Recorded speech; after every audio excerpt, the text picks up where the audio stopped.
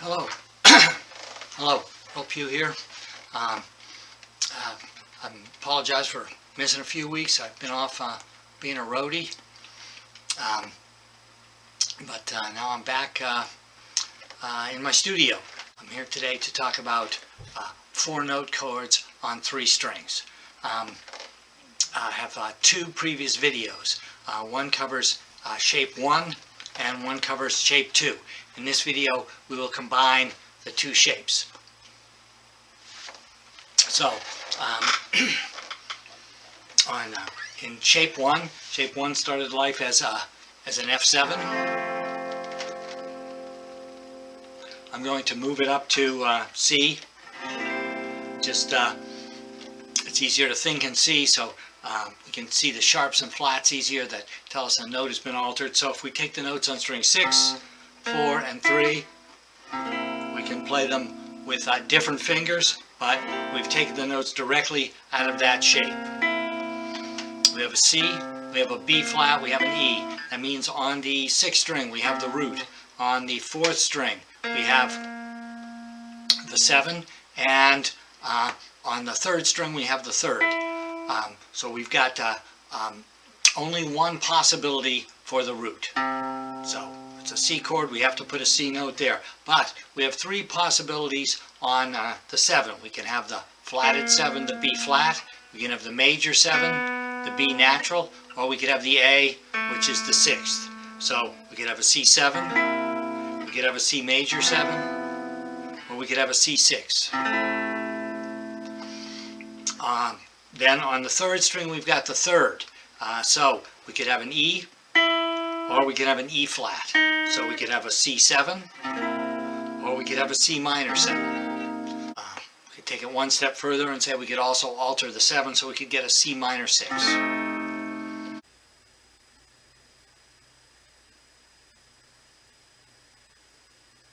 Shape 2 started life as a C7 down in open position.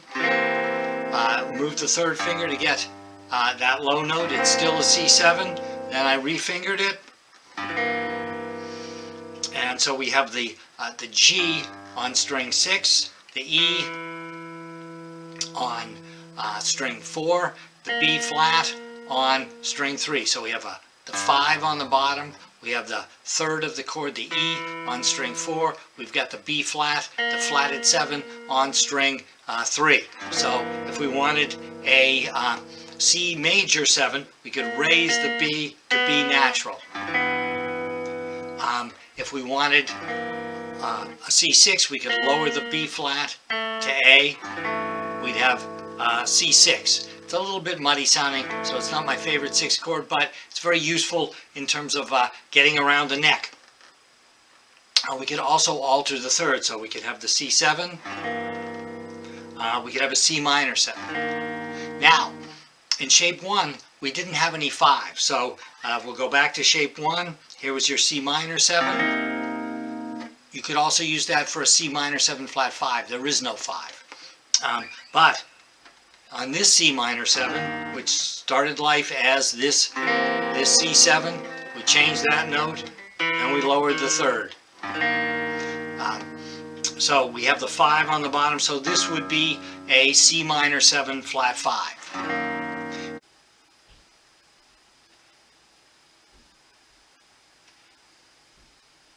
In order for these shapes to be useful, you have to keep track of the root at all times. So on shape 1, that's easy. The root is on the 6th string, it's the lowest note in the chord. On shape 2, it's not as intuitive because we aren't playing the root.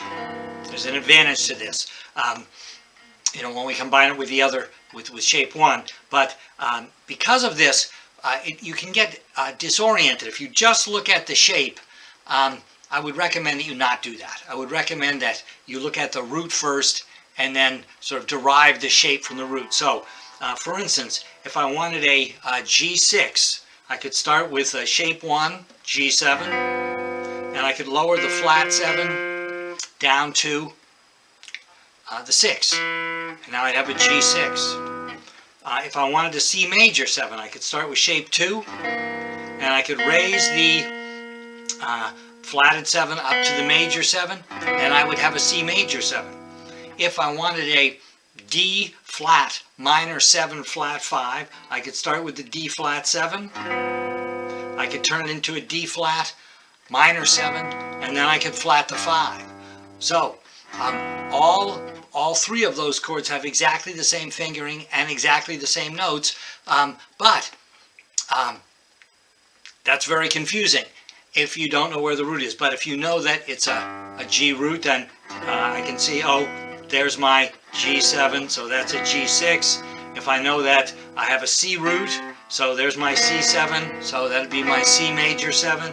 And if I say, oh, I have a D flat root, then I can say, oh, I can see there's my minor 3rd, there's my flat 7, and there's my flat 5. So by using the root, I can keep track of these.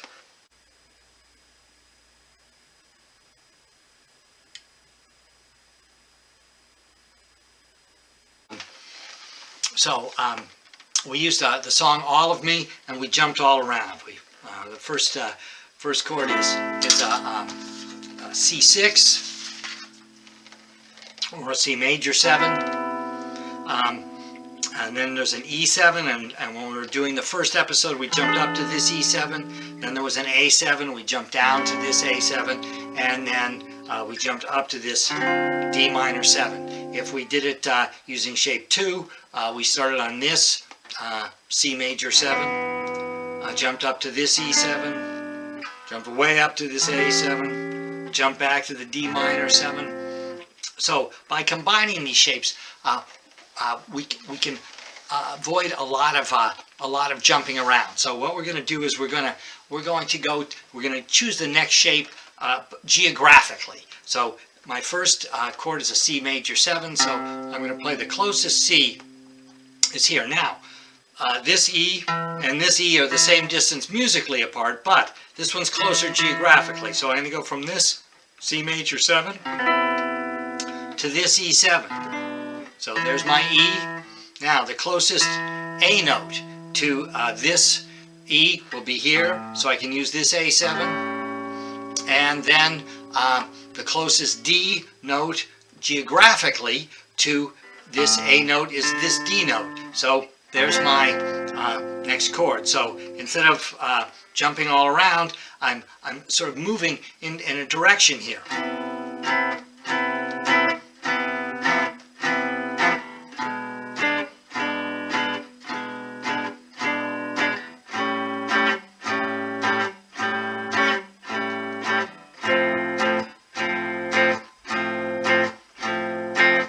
Okay, so there was the first 8 measures. The second 8 measures, the B section starts on the E7. So we're going to use the same E7. The closest, there's our E on the 5th string. The closest A minor 7 is here at the 5th fret. We've got the A on the 6th string. So we'll use that. The closest D is here on the 5th string, so we'll use this D7. That D7 will turn to a D minor 7, and then the closest G to this D is on string 6. So you know, it's a very, very logical. And if we look at sort of the notes on each string, also you're going from the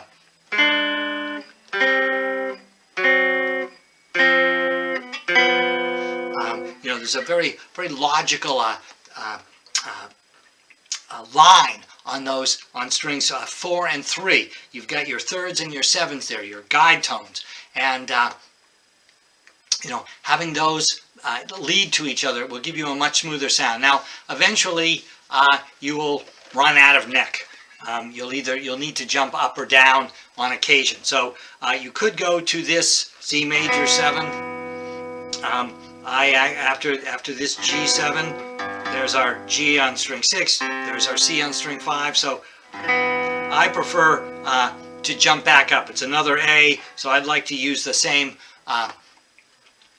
C, so it's another A section, so I'd like to use the same C major 7 that I used in the first A. So I'm up here to this C major 7, then to the E7, to the A7, to the D minor 7.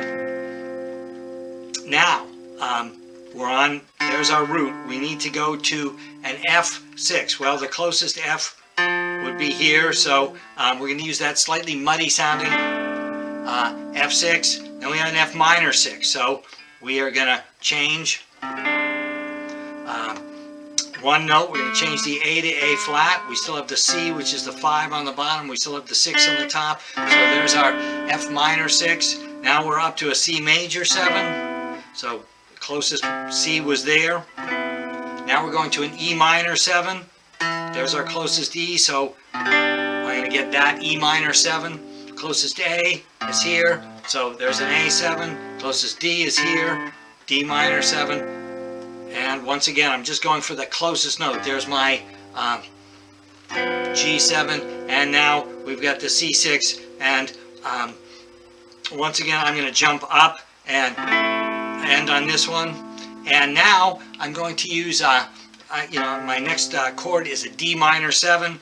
So I'm going to just go up 2 frets. I got to see here. So this is, I think, the first time that I've used a shape twice in a row. So we got a shape 1, and then another shape 1, and then the shape 2, G7.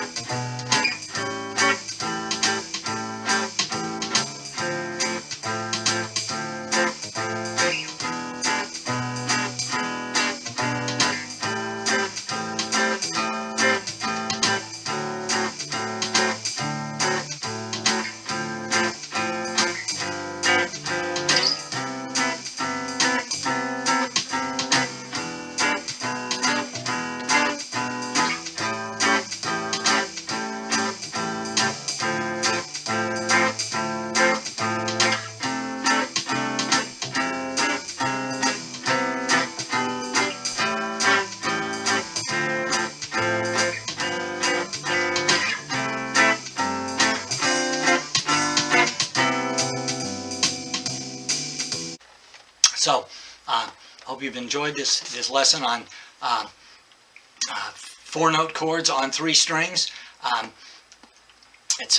These chords work great for jazz standards. If you have to play a wedding, you need to know these chords.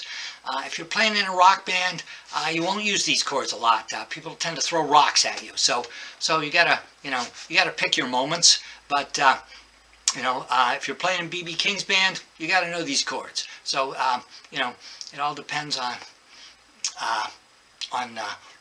the sound you're looking for. There's certainly nothing wrong with this C7. It's just sounds different than this one. So, please have a good week, and I hope to see you next week, and I will have a new song. Thank you very much.